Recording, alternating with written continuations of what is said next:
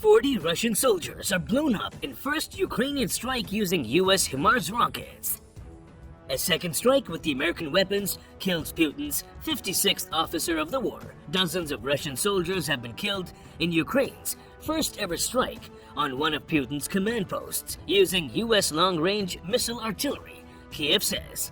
At least 40 of Moscow's men died after Ukrainian troops used an American HIMARS system to blow up a base near the city of Izium in Donbass, commander said.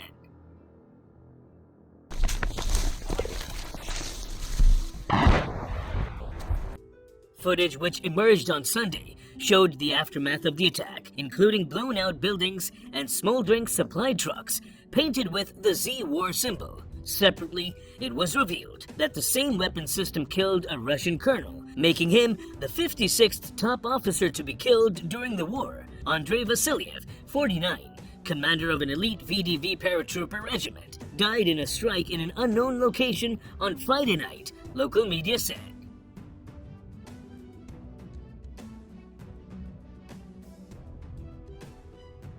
Vasilyev's death occurred the same night that footage first emerged of Ukrainian forces opening fire with HIMARS, with video also taken at night. It's not clear whether the strike captured on film and the strike that killed Vasilyev were one and the same, but the timing of his death means he's almost certainly one of the first Russian officers to be killed by the weapon.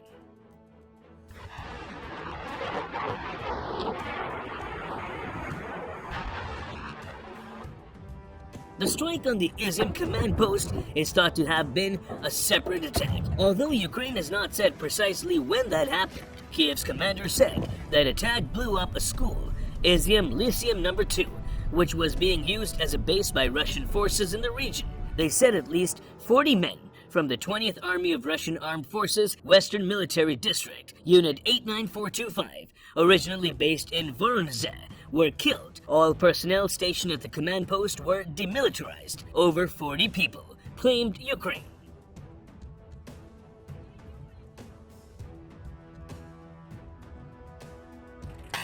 Russia acknowledged the attack and admitted it had been carried out with HIMARS, but said it had actually hit a hospital and killed 2 civilians. America began sending advanced, long-range rocket artillery systems to Ukraine earlier this month, after repeated requests from Kiev, which said it needed the weapons to level the playing field with Russian batteries in the Donbass.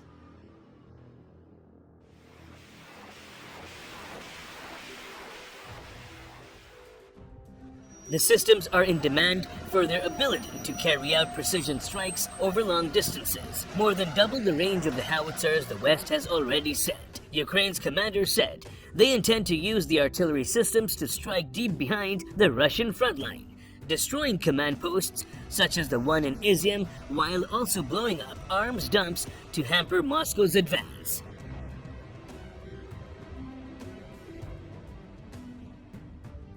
Training with the weapon systems began outside Ukraine on June 7th, and the first batteries entered the country last week. Footage shot on an unknown date but circulated last week showed a HIMARS battery opening fire late at night, striking an unknown target. The America-made HIMARS systems are expected to be followed by British M270 MLRS launchers, a similar system which is less maneuverable but delivers a heavier payload which should arrive in the coming weeks.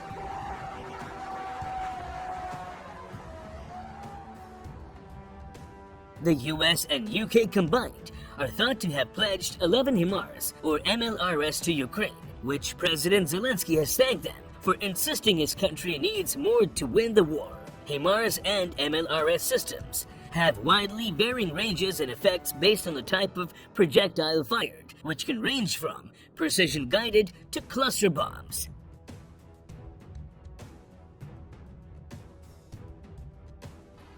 Using ammunition provided by the West, it is thought Ukraine's systems have a range of around 45 miles, compared to 20 miles for the M777 howitzer it is also using. Joe Biden has ruled out sending the longest-range rocket with a range of some 300 miles, fearing Kiev would use it to strike mainland Russia.